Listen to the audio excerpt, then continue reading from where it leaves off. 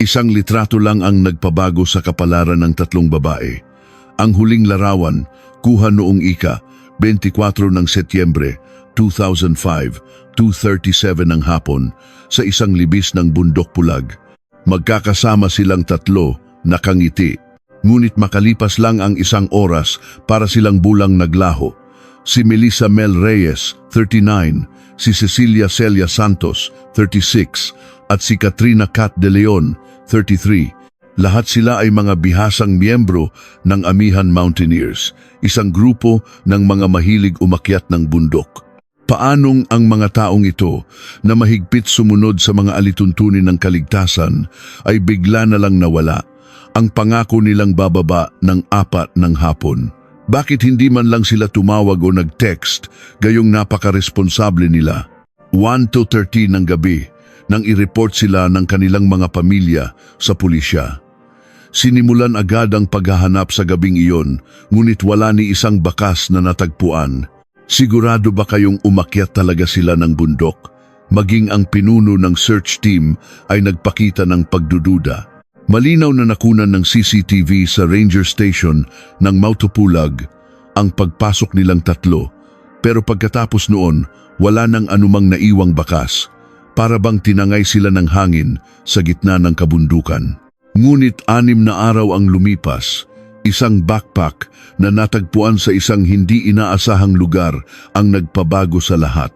Ang laman nitong digital camera, ang mga larawang sadyang binura, at ang isang nakakagimbal na pag-amin 5 taon pagkatapos.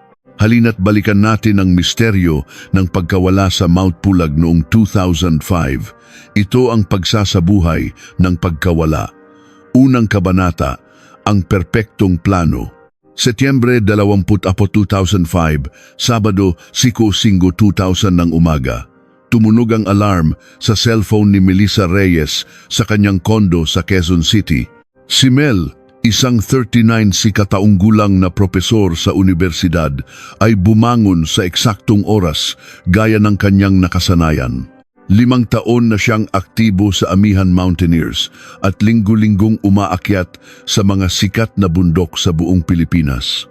Ayon sa kanyang mga kasamahan, si Mel ay isang taong metikuloso at may matinding responsibilidad. Mahigpit sa kanyang mga estudyante, pero para siyang ate sa mga kagrupo niya sa hiking. Sa parehong oras, sa Makati, si Cecilia Santos, 36, ay nagsimula na ring maghanda. Isang bank manager si Celia at working mom sa kanyang 8 taong gulang na anak, ngunit sinisiguro niyang may oras siya para sa sarili tuwing weekend. Siya ang nagplano ng pag-akyat na ito sa Mount Pulag. Sa Pasig naman, si Katrina de Leon, 33, ay isang web designer sa isang IT company. Siya ang bunso sa grupo, pero pagdating sa husay umakyat ng bundok, hindi siya pahuhuli. Mahilig din siyang kumuha ng litrato, kaya't lagi niyang dala ang kanyang digital camera. Kasama niya sa bahay ang kanyang 70 taong gulang na ina at kilala siyang mapagmahal na anak. Ang tatlo ay matalik na magkakaibigan mula pa noong taong 2000. Nagkakilala sila sa isang online forum para sa mga mountaineer at dahil magkakalapit ang edad at pareho ng hilig, naging malapit sila agad. Naging tradisyon na nila ang sabay-sabay na pag-akyat tuwing huling Sabado ng buwan at pagkatapos ay kakain sa isang masarap na restaurant. 6 ng umaga, dumating ang Toyota Vios ni Mel sa tapat ng bahay ni Celia. Nasa likod na ng sasakyan si Kat na mas maagang nagpasundo. Habang chine-check ang kanyang digital camera, ipinahayag niya ang kanyang pananabik na makuhanan ang ganda ng Mount Pulag. Ngunit pagpasok ni Celia sa kotse, madilim ang kanyang mukha. Kadalasan, nakikipagkuwentuhan siya kay Mel habang nagmamaneho, pero noong araw na iyon, sa bintana lang siya nakatingin. Ilang beses siyang kinakausap ni Kat, pero matipid lang ang kanyang mga sagot. Kailangan nating makababa bago mag-4 PM ha? Paulit-ulit na paalala ni Mel habang nagmamaneho. May importante kasi silang pupuntahan ng asawa niyang si Marco ng 6 ng gabi. Isang mahalagang dinner yon na may kinalaman sa promotion ni Marco. Mula Maynila, tinatayang aabutin ng mahigit 5 oras ang biyahe papuntang Benguet. Sa loob ng sasakyan, nagbahaginan sila ng impormasyon tungkol sa mga bago nilang gamit sa pag-akyat, pero si Celia ay nanatiling tahimik. Hindi ito ang karaniwang Celia na siyang masusing nagre-review ng kanilang plano. 9:30 ng umaga, narating nila ang parking area ng DENR Ranger Station sa Bocod, Benguet. Marami ng sasakyan, pero sa kabutihang palad, nakahanap sila ng pwesto. Si Mel ay nakasuot ng berdeng hiking outfit at itim na sapatos. Si Celia ay kulay abo at brown at si Kat ay may suot na orange na windbreaker. 10 ng umaga, nag-login sila sa visitor center. Ayon kay Mang Jun, ang staff na naka-duty, karaniwan daw na maingay ang tatlo kapag nagsusulat sa logbook. Pero noong araw na iyon, si Mel lang ang tahimik na nagsulat. Ang nakatalang oras ng kanilang pagbaba ay 4 ng hapon, 10:15 ng umaga. Isang turista mula Cebu, si Benji Torres, ang nakakita sa 3 babae na naglalakad malapit sa parking. Ngunit ang direksyon na tinatahak nila ay hindi ang karaniwang Ambanggeg Trail papuntang summit. Para makarating sa tuktok, dapat ay sa pangunahing trail sila dumaan, pero ang tatlo ay papunta sa direksyon ng isang mas liblib na lugar malapit sa mga vegetable terraces. 11:07 ng umaga. Bumili sila ng 3 energy drink at 2 tsokolate sa isang maliit na tindahan. Ayon sa may-ari na si Aling Susan, mukha namang masaya at bibo ang tatlo. Si Kat ang nagbayad at ayon sa kanya, si Kat daw talaga ang laging gumagastos para sa maliliit na bagay. Dito nagsimula ang unang katanungan. Ang daan na iyon ay mas malayo at hindi karaniwang dinadaanan papuntang summit. Bakit sila pumili ng ganoong ruta? Ngunit 1 linggo bago nito, may post si Kat sa blog ng kanilang grupo. Sa susunod na akyat natin sa Pulag, may ipapakita akong hidden gem. Sobrang ganda raw kunan ng litrato. Secret kung sino nagsabi sa akin. Nasaan kaya ang hidden gem na iyon at sino ang nagturo nito sa kanya? Manisisikum, 11:10 ng umaga, pumasok ang tatlo sa isang masukal na bahagi ng bundok. Pagkatapos ng oras na ito, wala nang nakakita sa kanila. Malalim ang lugar at iilan lang na hiker ang dumaraan doon. Kung ano man ang tunay nilang pakay at kung bakit sila lumihis sa plano, dito pa lang magsisimula ang lahat ng tanong. 4 ng hapon. Ang oras na dapat sana ay nakababa na sila, ngunit ang 3 babae ay hindi na bumalik. 2 kabanata, ang 3 nawawala. Setyembre 24, 2005, 4 ng hapon. Unang sumulyap sa kanyang relo si Marco Reyes, ang asawa ni Melissa. 2 oras na lang bago ang kanilang importanteng dinner, pero wala pa ring tawag mula sa kanyang asawa. Ugali ni Mel na tumawag agad pagkababa ng bundok, kaya't nakapagtataka na wala siyang balita noong araw na iyon. Si Marco, 37, ay isang manager sa isang malaking kumpanya at ang dinner ng 6 ng gabi ay kasama ang kanyang boss. Isa itong di formal na pag-uusap tungkol sa kanyang promotion, kaya kailangan nilang mag-asawang dumalo.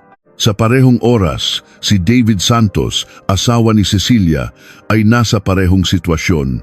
Si David, 35, ay isang insurance agent at kasama niya ang 8 taong gulang nilang anak na si Junjun na naghihintay sa pag-uwi ng ina.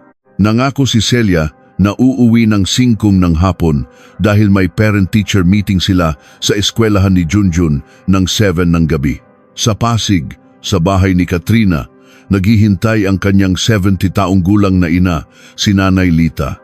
Nagluto pa naman siya ng paboritong sinigang at pritong isda ng anak at habang lumilipas ang oras, lalong bumibigat ang kanyang dibdib. 5 ng hapon, hindi pa rin makontak ang 3 babae. Paulit-ulit na tinatawagan ni Marco ang cellphone ng asawa, pero out of coverage area ang laging sagot.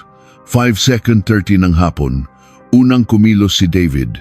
Nag-login siya sa online forum ng Amihan Mountaineers at sinubukang kontakin ang ibang miyembro. Ngunit dahil maliit lang na grupo ang amihan, iilan lang ang aktibo online. Sinubukan din ni Marco na tawagan ang mga katrabaho ng asawa, pero dahil Sabado ng hapon, halos walang sumasagot. 6 ng gabi. Gumawa ng mabigat na desisyon si Marco. Hindi na siya pupunta sa dinner kasama ang boss para hanapin ang asawa.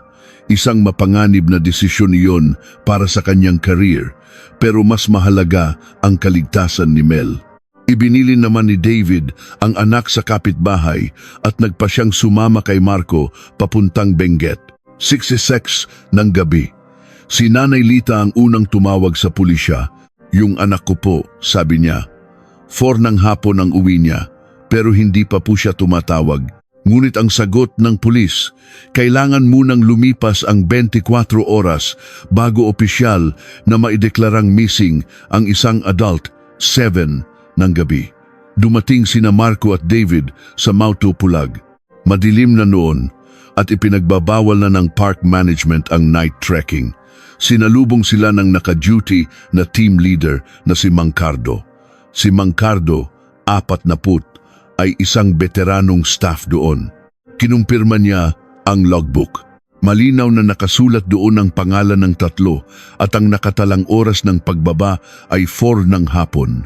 8:30 ng gabi, opisyal nang tinanggap ang missing persons report. Personal na nagpunta sina Marco at David sa Baguio City Police Station. Ang humawak sa kaso ay si Police Captain Reynaldo Gomez, Umunbadwalo. Kinuha ni Kapitan Gomez ang detalye mula sa mga pamilya.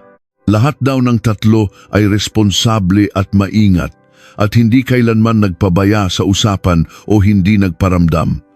Ngunit may isang nakakapagtakang bagay. Sa logbook, ang nakasulat ay ang Banggeg Trail, pero ayon sa mga nakakita, sa ibang direksyon sila nagpunta. 9 ng gabi, binuo ang unang search team. Isang joint operation ng pulisya at DENR Park Rangers na may kabuuang 12 miyembro, 6 na pulis, 4 na DENR staff at 2 local guide. Sa paghahanap sa gabi, may nakitang isang balat ng tsokolate sa gitna ng trail. Parehong brand ito ng binili ng 3 sa tindahan, pero hindi ito sapat na ebidensya. Nagpatuloy ang paghahanap hanggang hating gabi, pero wala nang ibang natagpuan. Setyembre 25 Lambindi, Linggo, 5 ng umaga. Sinimulan ang isang malawakang search operation. Nagpadala ng karagdagang 13 pulis, 8 rescue specialist mula sa Provincial Disaster Office at lahat ng staff ng Mount Pulag National Park. Umabot sa 46 katao ang naghahanap. Ang pinuno ng operasyon ay si Police Major Oscar Santos, 52, kakaiba ito. 3 bihasang mountaineer ang nawawala. Hindi ito maipapaliwanag ng simpleng pagkaligaw lang, sabi ni Major Santos. Hinati sa 3 grupo ang search team. Isa para sa main trail, isa para sa lugar kung saan sila huling nakita, at isa para sa mga karatig lugar. Ngunit walang magandang resulta ang unang araw ng paghahanap. Ang pinakapagtataka ay ang kawalan ng anumang bakas. Karaniwan, may naiiwan kahit kaunting senyales kapag may dumaan, pero sa kaso ng 3, wala. Para bang hindi sila dumaan doon. 3 ng hapon. May isang hindi inaasahang testigo na lumitaw. Isang hiker mula Maynila, si Michael Cruz, 45, ang nagpunta sa istasyon ng pulis. Sinabi niyang nakita niya ang 3 babae noong nakaraang araw, bandang 2 ng hapon, sa isang liblib na bahagi ng bundok. Parang nagtatalo sila kung saan pupunta, hindi sila magkasundo. Lalapitan ko sana sila para tanungin kung may problema, pero tinawag ako ng mga kasama ko, kaya nagpatuloy na lang ako, sabi ni Michael. Kung dasam ng hapon niya sila nakita, bakit hindi sila nakababa ng 4? 2 oras ay sapat na para makababa mula sa lugar na iyon. Nagpatuloy ang paghahanap, pero hanggang ika-27, wala pa ring natagpuan. Noong ika-28, nagsimulang umulan na lalong nagpahirap sa operasyon. Unti-unting nawawalan ng pag-asa ang mga pamilya. Ngunit noong Setyembre 30, isang hindi inaasahang bagay na natagpuan ang babago sa takbo ng lahat. 3 kabanata. ang natagpuan pagkatapos ng 6 na araw. Setyembre 22, 2005, Biyernes 22 ng umaga. Isang ordinaryong paglalakad sa umaga ang nagpabago sa lahat. Si Mang Tonyo, 62, isang residente ng isang kalapit na barangay, ay naglalakad sa isang secondary trail ng Mount Pulag. Isang retiradong empleyado ng munisipyo, naging parte na ng kanyang araw-araw na gawain ng maglakad sa umaga. Noong araw na iyon, may napansin siyang kakaibang bagay. Mga 2 kilometro mula sa ranger station, sa ilalim ng isang puno, may isang backpack. Ang kulay brown na backpack ay may bahid ng pagkabasa sa ulan, pero sa pangkalahatan ay maayos pa ang kondisyon nito. Para bang maingat na inilagay doon. Mga 30 metro ang layo nito mula sa mismong trail. Hindi mukhang sinadyang itago, pero hindi rin mukhang aksidenteng nahulog. Naalala ni Mang Tonyo ang balita tungkol sa 3 babaeng nawawala sa Mount Pulag. Sa pag-aakalang maaaring may koneksyon ng backpack sa mga nawawala, maingat niya itong binuhat. Mula sa bigat nito, alam niyang may laman ito. 18 ng umaga, tumawag si Mang Tonyo sa pulisya. May nakita po akong backpack dito sa trail. Baka po sa mga nawawala ito. Agad na nagtungo ang mga pulis sa lugar. Si Police Lieutenant Edgar Ramos ang personal na namuno, 8:40 ng umaga. Dumating ang mga pulis sa lokasyon. Ikinakunot ng noo ni Lieutenant Ramos ang puwesto kung saan natagpuan ang backpack. Napakakakaiba ng lugar. Sinuri muna nila ang paligid, pero wala silang ibang nakita. Walang bakas ng paa o gulong ng sasakyan at walang senyales ng anumang paglalaban. Maingat nilang kinuha ang backpack at dinala sa istasyon. 10:10 ng umaga. Dumating ang mga pamilya sa istasyon. Pagkakita ni Marco sa backpack, nagulat siya.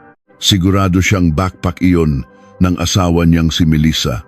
Bag po yan ng asawa ko. Tanda ko pa yang maliit na gasgas. Nakuha niya yan noong sumabit sa bato last year, sabi ni Marco. Sabay turo sa isang maliit na marka sa gilid ng bag. Matapos kumpirmahin ng pamilya, binuksan ng mga pulis ang backpack. Ito ang mga laman. Ang wallet at ID ni Melissa, ₱3,500 na cash at 2 credit card. Dahil buo ang pera at cards, mukhang hindi ito pagnanakaw. Ang cellphone ni Melissa ay lowbat. Nang ma-charge, nakitang ang huling activity ay noong 3 ng hapon ng araw ng kanilang pagkawala. Mga pagkain, isang water bottle at mga personal na gamit. Lahat ay pag-aari ni Melissa. Ngunit ang pinakamahalagang natagpuan ay iba. Ang digital camera na laging dala ni Katrina De Leon ay nasa loob ng backpack ni Melissa. Bakit nasa bag ni Mel ang camera ni Kat? Patunay ba ito na magkakasama pa rin sila? Agad na ipinasuri ng mga pulis ang digital camera. Ngunit may problema rin sa camera. Walang laman ang memory card slot. Nang tanungin ng ina ni Kat na si Nanay Lita, sinabi niyang laging nakasalang ang memory card sa camera ng anak. Nung binili ni Kat yang camera, kasama na yung memory card. Lagi yang nakalagay diyan. Walang dahilan para tanggalin niya yan. Kung gayon, nasaan ang memory card? May kumuha ba nito ng sadya? Nagsagawa ng karagdagang paghahanap ang mga pulis sa lugar kung saan natagpuan ang backpack. 2 ng hapon, nagsimula ang search na may 19 katao. Hinalughog nila ang 300 metrong radius. Sa paghahanap, may nakitang 2 upos ng sigarilyo malapit sa puno. Magkaiba ang brand at mukhang bago palang itinapon. Ngunit hindi naninigarilyo ang 3 babae. Sino ang nanigarilyo doon? May nakita ring kakaibang marka sa lupa malapit sa backpack. Parang may mabigat na bagay na kinaladkad pero hindi malinaw dahil sa ulan noong mga nakaraang araw. Pagkatapos ng 3 oras na paghahanap, wala nang ibang natagpuan. Noong gabing iyon, inilabas ng pulisya ang balita tungkol sa backpack. 6 na araw pagkatapos ng pagkawala, ito ang unang konkretong ebidensya, ngunit nagdulot ito ng mas maraming tanong. Bakit backpack lang ni Melissa ang natagpuan? Bakit nawawala ang memory card? Sino ang naglagay ng backpack doon? Nasaan na ang tatlong babae? Ang lugar kung saan nakuha ang backpack ay mahigit 2 kilometro ang layo mula sa lugar kung saan sila huling nakita. Paano napunta roon ang backpack? Isang posibilidad ay mas malayo pa ang narating ng tatlo kaysa sa inaasahan. Pero kung ganoon, bakit wala ng ibang bakas? Ang isa pang posibilidad ay may sadyang naglipat ng backpack doon. Ipinadala ng pulisya ang backpack para sa forensic analysis. Ngunit dahil 6 na araw itong nasa labas at nabasa pa ng ulan, mukhang mahirap makakuha ng ebidensya. Noong gabing iyon, halo-halong emosyon ang naramdaman ng mga pamilya. May pag-asa dahil sa bagong lead, ngunit mayroon ding mas malaking takot. Umiyak si Marco habang tinitingnan ang bag ng asawa. Ngayong nakita ko tong bag, pakiramdam ko nasa totoong panganib ang asawa ko. Hindi niya iiwan ang mga ganito kahalagang gamit. Si Nanay Lita naman ay umasa sa kamera ng anak. Baka may clue sa mga litratong kinuha ni Kat. Kapag nahanap natin ang memory card, baka malutas ang lahat. Ngunit ang memory card ay nananatiling isang malaking misteryo. Nasa maliit na pirasong iyon, kaya ang sikretong magpapabago sa kapalaran ng tatlong babae.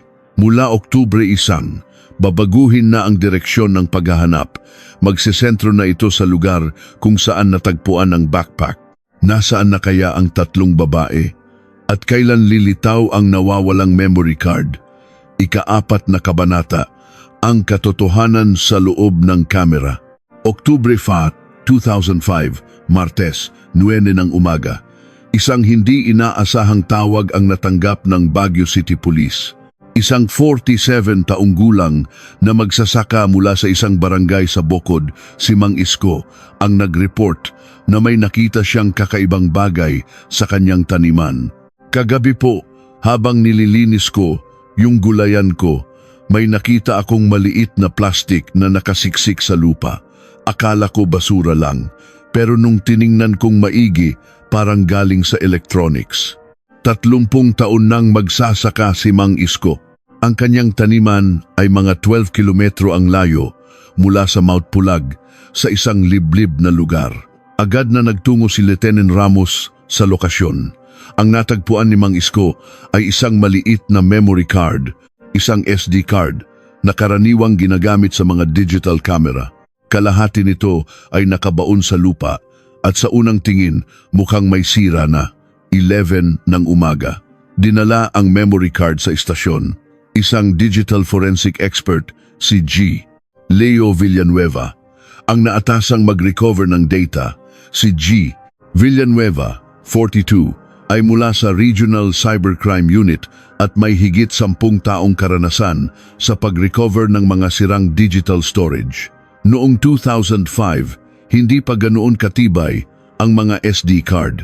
At dahil ilang araw itong nasa labas, posibleng malaki ang sira, 50-50 ang chance na ma-recover, paliwanag ni G. Villanueva. Ang memory card ay may mga gas-gas at may bahid na ng kalawang. Maingat na isinagawa ang recovery process. 3 ng hapon, natapos ang proseso. Sa kabutihang palad, may mga data na matagumpay na na-recover. Ngumiti si G. Villanueva. May kabuuang 47 na litrato sa memory card. Ngunit karamihan ay sira at hindi na mabasa. 12 lang ang malinaw na na-recover. Ang unang litrato ay kuha noong Setyembre 24, 2005, 10:30 ng umaga. Ang mismong araw ng pagkawala. Nakuhanan dito ang entrance ng Mount Pulag National Park. Mula sa ikalawa hanggang ika-6 na litrato, puro mga tanawin sa bundok. Kuha sa pagitan ng 11 ng umaga at 12 ng tanghali. Magagandang larawan ng mga puno at tanawin. Sa ika-7 litrato, magkakasama ang tatlo. Sina Mel, Celia at Kat ay nakangiti at nakapose. Kuha ito ng 12:15 ng tanghali. Hanggang dito, puro ordinaryong hiking pictures lang. Ngunit mula sa ika-8 litrato, biglang nagbago ang lahat. Ang oras ng ikawalong litrato ay 2:07 ng hapon. Mahigit 2 oras ang pagitan mula sa huling litrato. At ang mas mahalaga, ang nilalaman nito. May 2 hindi kilalang lalaki sa litrato. Nasa pagitan ng 30s hanggang 40s ang edad nila at nakasuot din ng pang-akyat. Pero seryoso ang kanilang mga mukha. Ang ikasiyam na litrato ay mas kakaiba. Kuha ito ng 2:30 ng hapon, 2 minuto lang ang pagitan. Sobrang labo ng kuha, para bang kinunan ito habang nagmamadali o habang may nag-aagawan. Sa ika-10 litrato, isang nakakagulat na eksena ang nakunan. Kuha ng 2:02 ng hapon, makikita ang isa sa 2 lalaki na nakikipagtalo kay Celia. Nakataas ang kamay ng lalaki na parang galit, habang si Celia ay umiiwas. Hindi makita ang 2 pang babae. Ang ika-11 na litrato ay kuha ng 2:44 ng hapon, ngunit halos hindi na ito mabasa. Sobrang labo at hindi malaman kung ano ang nakuhanan. Posibleng kuha ito habang inaagaw ang kamera. Ang huling litratong na-recover, ang ika-12, ang pinaka nakakagimbal. Kuha ito ng 2:60 ng hapon. May malabong imahe ng isang taong nakahandusay sa lupa. Ngunit hindi makilala kung sino o bakit siya nakahandusay. Masyadong mababa ang kalidad ng litrato at kakaiba ang anggulo. Agad na tumawag ng photo analysis expert ang mga pulis. Si Dr. Alvin Reyes, isang propesor ng computer science sa isang universidad sa Baguio, ang nagsuri. Base sa mga litrato, mukhang delikado ang sitwasyon, lalo na yung mga huling kuha. Hindi sinadyang kunan, kundi aksidente o dahil sa pagmamadali, sabi ni Dr. Reyes. Sinuri rin niya ang EXIF data ng mga litrato. Walang GPS info, pero eksakto ang oras. Ang kakaiba ay ang bilis ng pagitan ng mga huling kuha. Mula 2:68 hanggang 2:86, 9 na minuto, 6 na litrato ang kinunan. Iba ito sa karaniwang pattern ng pagkuha ng litrato. Ang mas mahalaga ay ang pagkakakilanlan ng 2 lalaki. Agad na gumawa ng wanted posters ang mga pulis. Ngunit lumipas ang ilang araw, wala pa ring nakakakilala sa kanila. Masyadong malabo ang kuha para makilala ang kanilang mga mukha. Samantala, ang mga na-recover na litrato ay nagdulot ng bagong mga tanong. Ang oras na sinabi ng testigong si Michael ay bandang 2 ng hapon, pero ang mga litrato ay nagsimula ng 2037. Nagbago ba ang lahat sa loob lang ng 30 minuto? Sino ang 2 lalaki? Bakit sila nakikipagtalo sa 3? At sino ang nakahandusay sa huling litrato?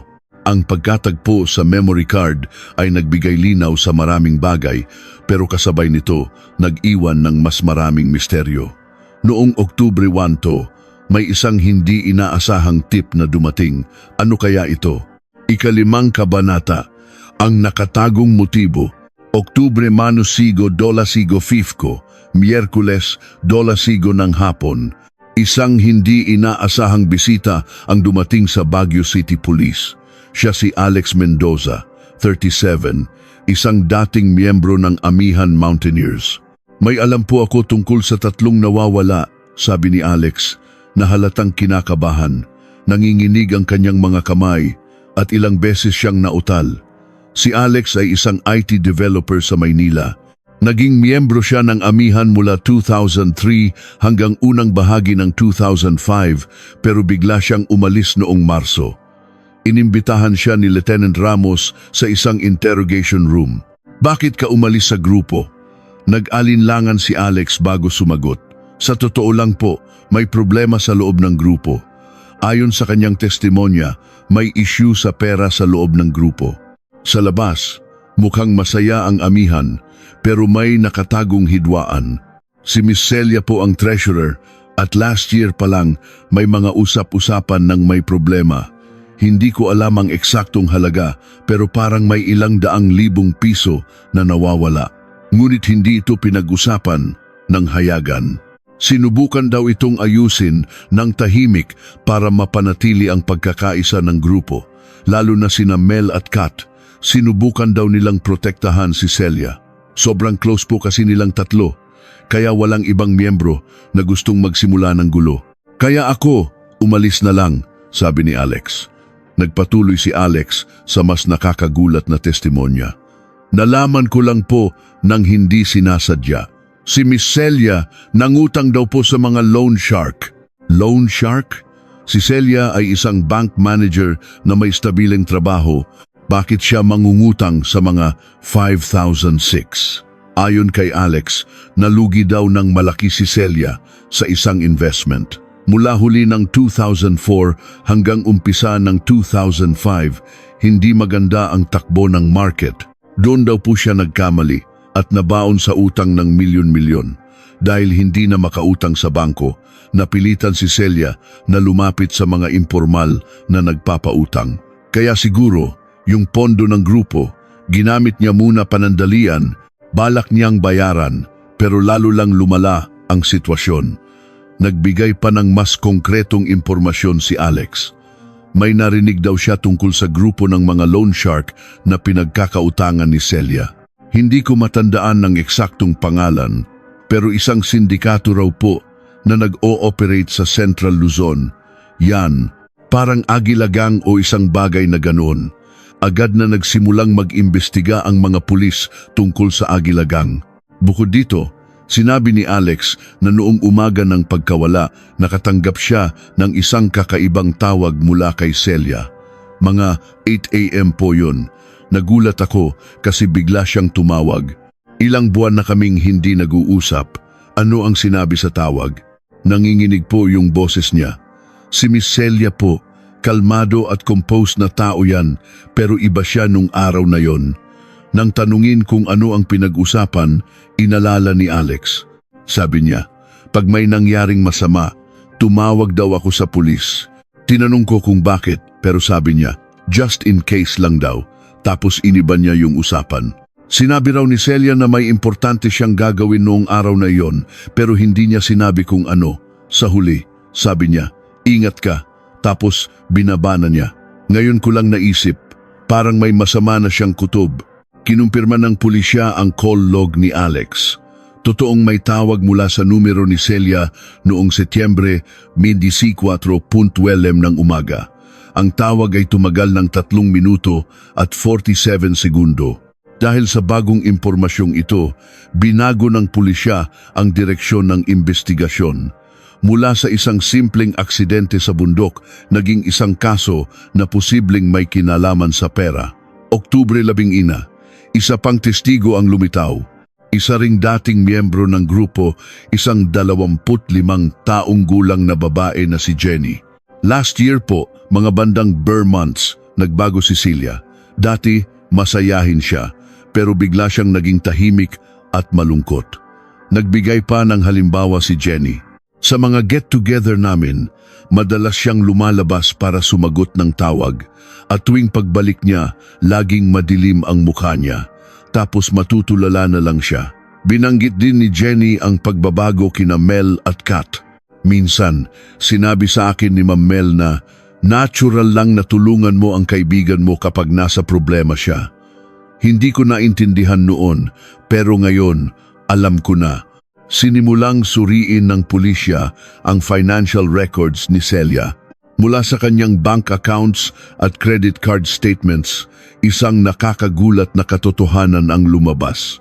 Totoong nangutang si Celia mula sa iba't ibang sources mula pa huli ng 2004. Ang kabuuang utang niya ay umabot sa mahigit ₱4 milyon.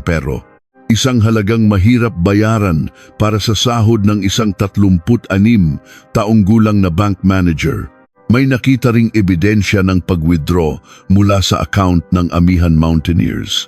Mula huling bahagi ng nakaraang taon hanggang unang bahagi ng kasalukuyang taon, may ₱350,000 na withdraw na walang malinaw na paliwanag. Kapag pinagtagpi-tagpi ang lahat, isang senaryo ang nabubuo. Nabaon sa utang si Celia dahil sa maling investment. Ginamit niya ang pondo ng grupo at nangutang sa mga loan shark. Nang lumala ang sitwasyon, sinimulan siyang gipitin. Humingi siya ng tulong sa mga matalik niyang kaibigan na sina Mel at Kat. Kaya't ang pagpunta nila sa Mount Mi, Pulag, ay hindi para umakyat, kundi para makipagkita sa mga loan shark. Ang pag-akyat ay isang takip lamang, ngunit may mga tanong pa rin. Bakit pati sina Mel at Kat ay nawala? Sangkot din ba sila sa problema? O sinubukan lang nilang tumulong sa paglutas ng utang ni Celia, kaya't nadamay silang lahat? Ika-6 na kabanata, ang mga salungat na testimonya. Oktubre 22, 2005, Sabado, 20 ng umaga.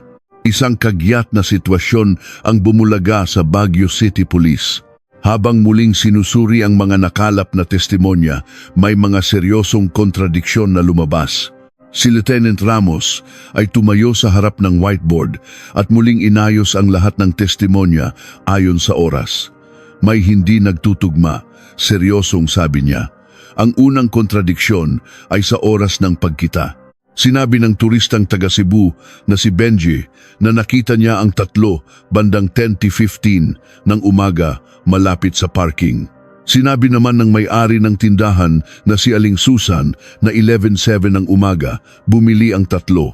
Mula parking hanggang tindahan, mga 40 minuto ang lakad, kaya't mukhang tugma ang oras. Pero ang problema ay sa direksyon. Sinabi ni Benji na papunta sila sa isang liblib na lugar, pero ang nakasulat sa logbook ay sa main trail. Ang ikalawang kontradiksyon ay sa suot. Naalala ng staff na si Mang Jun na may isa sa kanilang nakapulang damit, pero sabi ni Aling Susan, lahat sila ay nakasuot ng madilim na kulay. Ang ikatlo at pinakamatinding kontradiksyon ay sa bilang ng tao.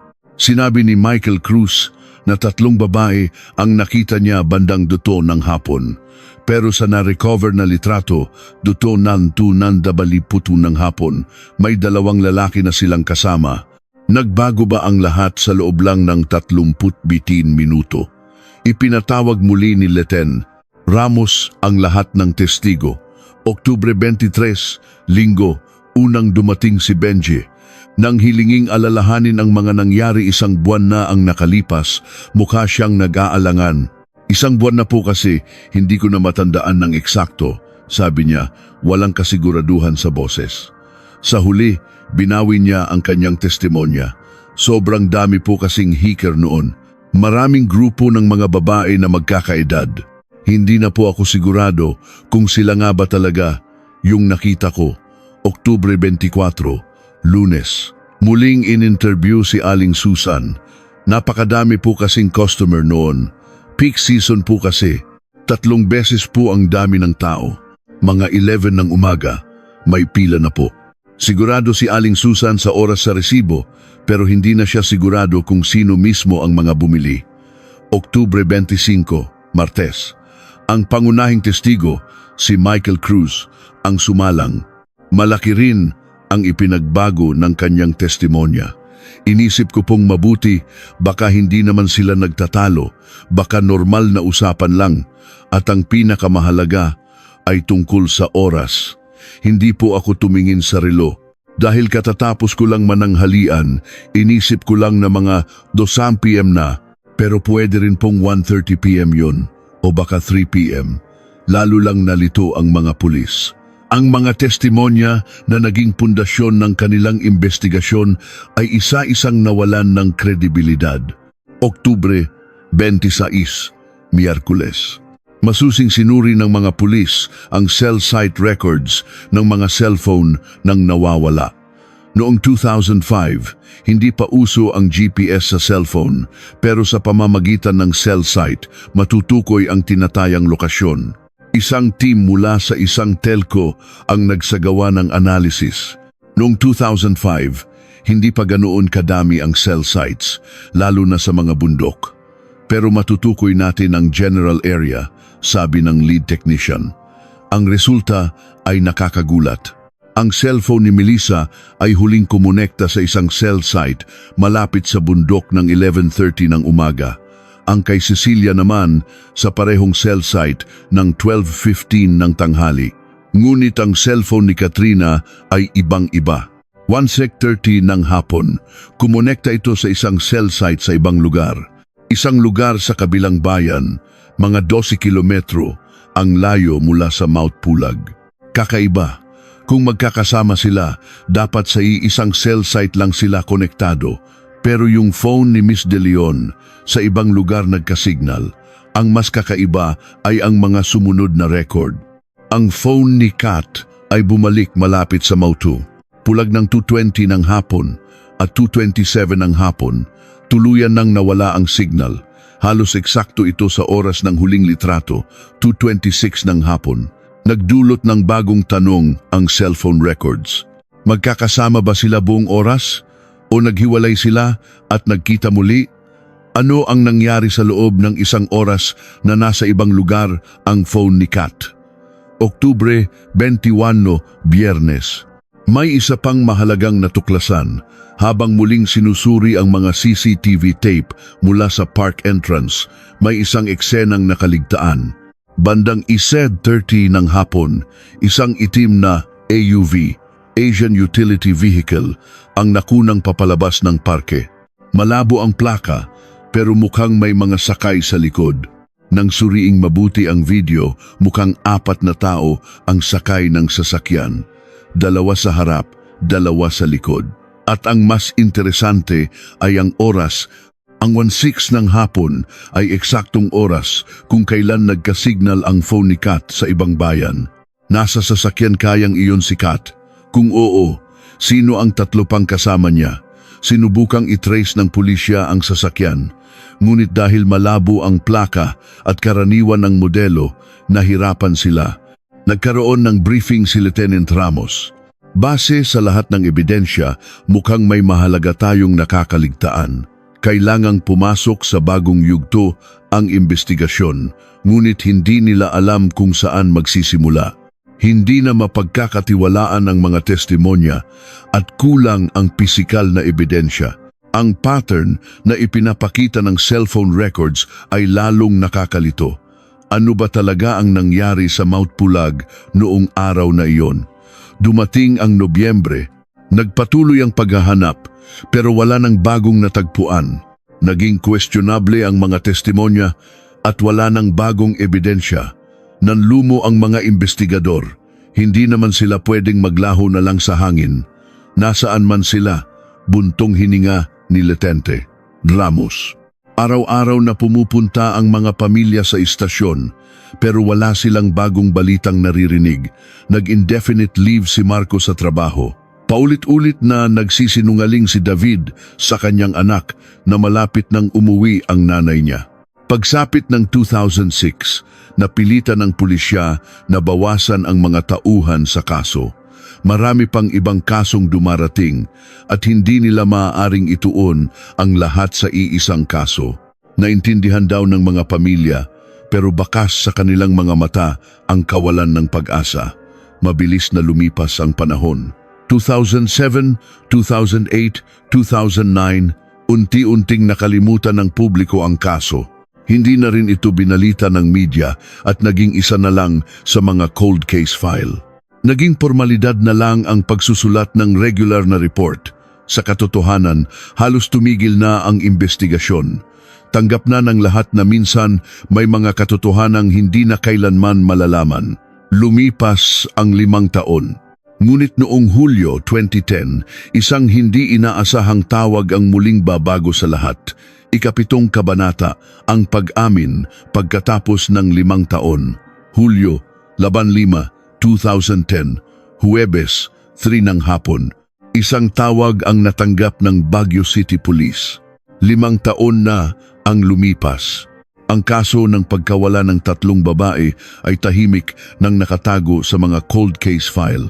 Ilang beses nang nagpalit ng investigador at ang case folder ay nasa isang sulok na lang ng bodega. Ang tumawag ay isang 32 taong gulang na lalaki, si Adrian Cruz. Nanginginig ang kanyang boses at ilang beses siyang nautal.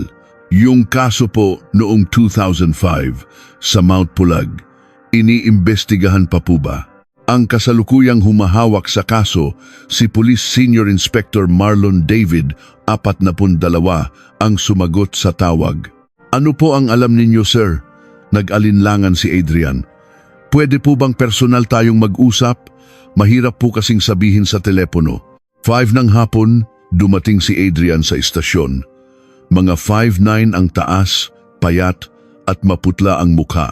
Paulit-ulit niyang tinatapik ang mesa, halatang hindi mapakali. Inimbitahan siya ni Inspect David sa isang kwarto. Noong 2005 po, 27 anyos pa lang ako. Nasangkot po ako sa isang masamang gawain, nanginginig na simula ni Adrian. Tubong Tarlac, pagka-graduate ng high school ay nagpunta siya sa Maynila at kung ano-anong trabaho ang pinasok. Dahil hindi makahanap ng matinong trabaho sa pamamagitan ng isang kakilala, pumasok siya sa isang trabahong malaki raw ang kita. 5 taon na ang nakalipas, nagtatrabaho siya para sa isang grupo ng mga loan shark sa Central Luzon. Isa siyang miyembro ng tinatawag na Aguila Gang. Ang trabaho ko po, maningil ng utang. Bata pa po ako noon, basta may pera, gagawin ko. Ngayon, sobra po akong nagsisisi. Ayon sa kanya, noong Setyembre 2005, naatasan siyang maningil sa isang babaeng nagngangalang Cecilia Santos. Akala ko po, simpleng kaso lang. Isang bank manager na may utang na 4 milyon. Dahil may maganda siyang trabaho, akala ko madali lang. Ngunit iba si Celia sa ibang may utang. Hindi dahil wala siyang pambayad, kundi dahil umiiwas siya. Kapag pinupuntahan sa trabaho o sa bahay, wala raw po. Hindi rin sumasagot sa tawag. Halos 1 buwan siyang ganoon. Unti-unting nagbigay ng mas matinding pressure ang sindikato. Hanggang sa nalaman nila ang tungkol sa pagiging miyembro ni Celia sa isang hiking club. Sinundan po namin yung mga kasama niya at nalaman namin yung plano nilang umakyat sa Mount Pulag sa September 24. Naisip namin, yun na ang huling pagkakataon. Bakit huling pagkakataon? Sabi po ng boss, hindi na raw sila pwedeng maghintay. Kung hindi namin makukuha yung pera, ibang paraan na raw ang gagawin. Noong madaling araw na iyon, pumunta si Adrian at isang kasama sa Mount Pulag. Ang kasama niya ay isang lalaking mga 35 anyos, mas veterano sa sindikato. Ang plano po, simple lang. Lalapitan namin sila na parang nagkataon lang tapos kakausapin ng masinsinan. Ngunit naging iba ang sitwasyon. 3 po silang magkakasama. Sabi namin, si Celia lang ang kakausapin pero ayaw pumayag ng 2. Lalo na yung isang babae, si Melissa. Bandang 2 ng hapon, sa isang liblib na lugar, nagkaharap sila. Naging komplikado ang sitwasyon. Sinabi ni Celia na wala siyang pambayad, habang ang mga kaibigan niya ay sumisigaw na huwag silang iharas. Yung babaeng si Melissa, hindi po natatakot. Siya pa yung sumisigaw sa amin at nagbabantang tatawag ng pulis. Nang lumala ang sitwasyon, nagsuggest ang kasama ni Adrian ng mas marahas na paraan. Tumutol po ako, pero tinawagan na pala ng kasama ko yung sindikato. Darating na raw po ang backup. Noong mga oras na iyon, sinimulang kunan ni Katrina ng litrato ang nangyayari gamit ang kanyang digital camera. Doon po nagsimula ang gulo. Sinubukan pong agawin ng kasama ko yung camera at nagkaroon ng agawan. Iyon ang dahilan kung bakit malabo at magulo ang mga na-recover na litrato. Matapang po talaga yung si Katrina. Ayaw niyang bitawan yung camera. Kahit nag-aagawan, sinusubukan pa rin niyang kumuha ng litrato. Naagaw din nila ang camera pero naitago na pala ni Kat ang memory card. Nung chinek po namin yung camera, wala na yung memory card. Hindi namin alam kung kailan niya natanggal. Ang mga sumunod na pangyayari ay mas malala. Dumating ang backup ng sindikato at dinala ang 3 babae sa ibang lugar. 2 itim na AUV po ang dumating. Ang mga sumunod na nangyari, yung mga boss na po ang nag-asikaso. Ang utos lang po sa akin, umalis na. Mag-isang bumalik si Adrian sa Maynila noong gabing iyon. Tinanong ni Insp, David ang pinakamahalagang tanong, Kung ganoon, nasaan na ang tatlong babae? Yumuko si Adrian. Hindi ko po alam. Totoo po, hindi ko alam. Pagkatapos po noon, hindi na ako nakipag-ugnayan sa sindikato. Ayoko na pong malaman kung ano ang nangyari. Ngunit may isa pa siyang mahalagang impormasyon. Yung memory card po, ako po, yung nakahanap at nagtapon. Ilang araw din po bago ko nalaman kung saan itinago ni Katrina dahil sa takot na maging ebidensya, itinapon ko na lang kung saan, doon sa taniman sa bukod. Bakit ngayon niyo lang sinasabi ito? Tanong ng inspektor. Naiyak si Adrian. 5 taon po akong binangungot. Hindi ko man alam kung ano ang nangyari sa kanila, pero sigurado po ako na may kasalanan ako. Kamakailan lang daw ay ikinasal siya at lalong bumigat ang kanyang dibdib. Buntis po ang asawa ko. Malapit na akong maging ama. Hindi ko po kayang mabuhay ng may ganitong sikreto.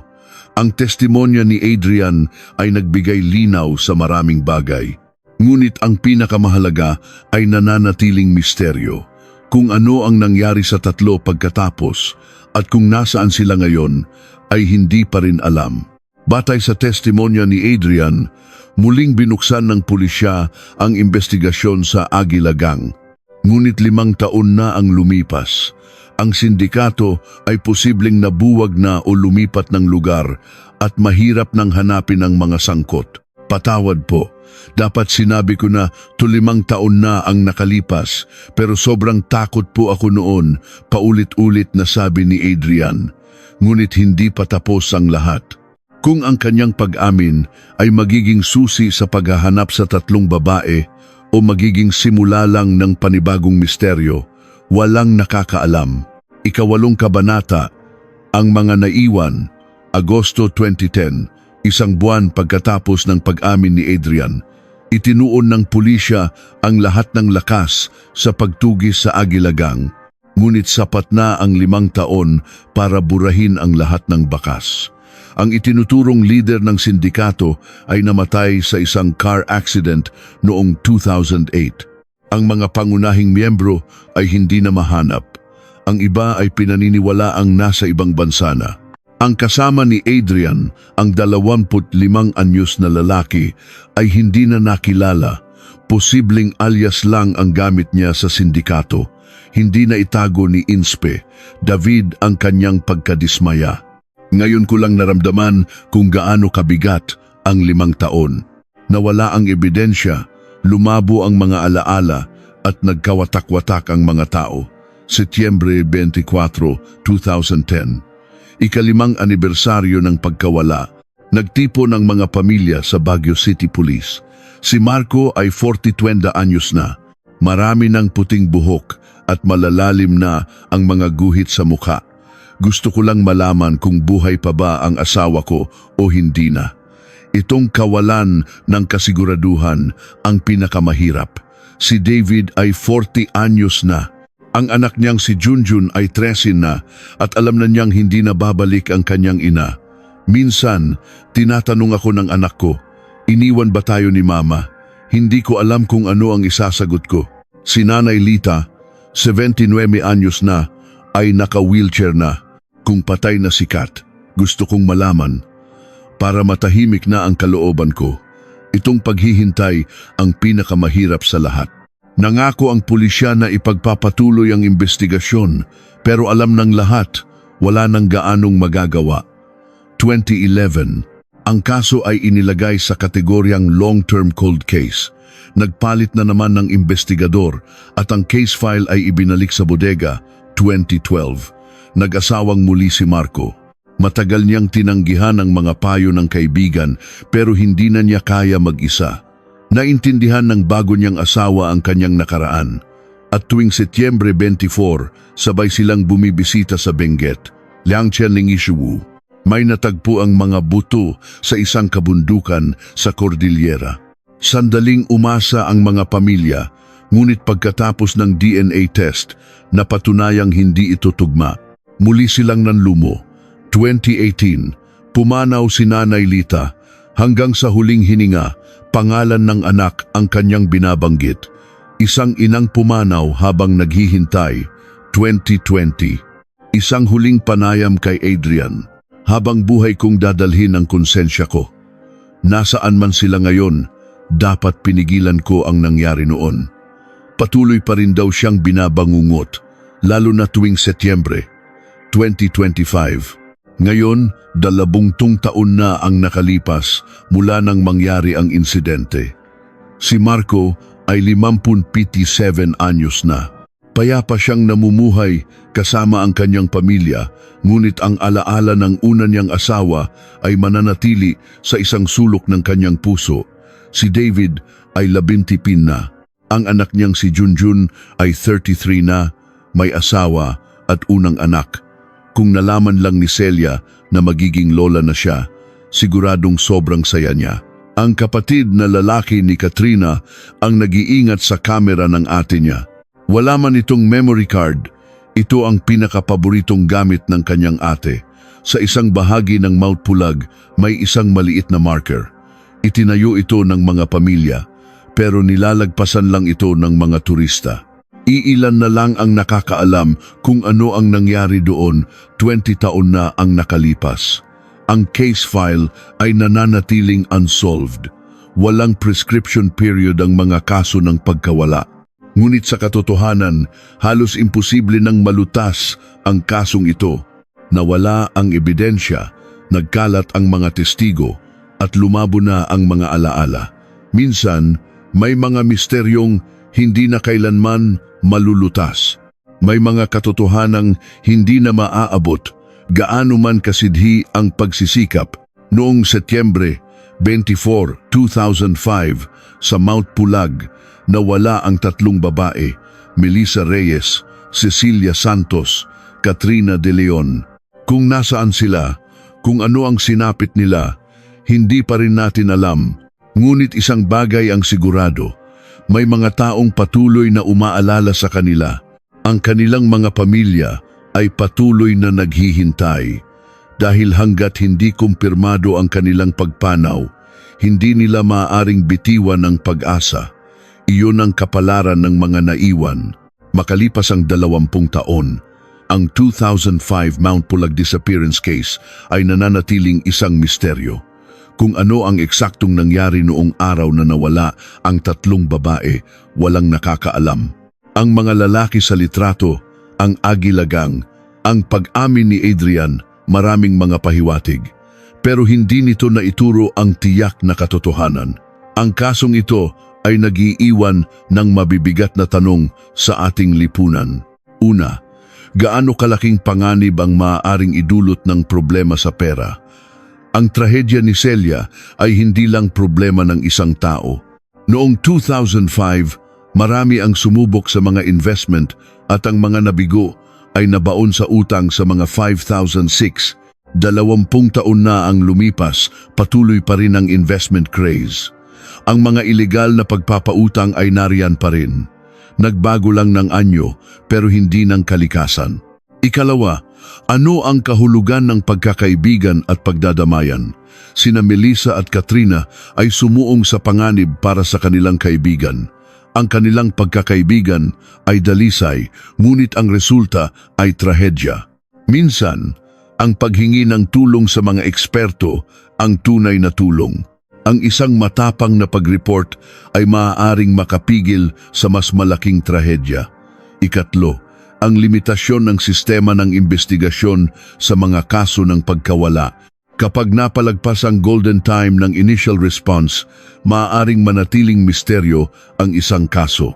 Ang alaala ng mga testigo ay hindi perpekto at ang ebidensya ay nawawala kasabay ng panahon. Taon-taon, libo-libo pa rin ang nawawala sa Pilipinas. Marami sa kanila ay hindi na bumabalik. Kailangan ng mas sistematikong proseso at patuloy na atensyon. Ikaapat, ang sakit ng mga naiwan. Minsan, mas masakit ang hindi tiyak na pagkawala kaysa sa kumpirmadong pagkamatay, ang walang katapusang paghihintay, ang pag-asang hindi mabitawan, ang pusong hindi mapatahimik. Ito ang bigat na habambuhay na dinadala ng mga pamilya nang nawawala ang Mount Pulag ay maganda pa rin. Marami pa ring umaakyat doon. Ngunit sa isang sulok nito, may isang sikretong nakabaon sa loob ng 20 taon. Melissa Reyes, Cecilia Santos, Katrina De Leon. Ang kwento ng tatlong magkakaibigan ay hindi pa tapos. Ang babalang iniwan nila ay may bisa pa rin hanggang ngayon. Ang panganib ng walang habas na pamumuhunan, ang takot na dulot ng iligal na pagpapautang, at ang tungkuling alalahanin ang mga nawala. Minsan, may mga misteryong hindi na malulutas, ngunit hindi iyon dahilan para kalimutan natin ang aral. Ngayong araw, sa kung saang lugar, may isang taong nasa bingit ng isang mapanganib na desisyon. Sana'y magsilbing babala ang kwentong ito sa kanila. Ang inyong atensyon ang pinakamalaking alaala na hindi hahayaang mabura ang pangalan ng mga nawala. Ang pag-like at pag-subscribe ay ang pinakamabisang paraan para muling buhayin ang mga nakalimutang kwento. Ito ang pagsasabuhay ng pagkawala. Salamat po.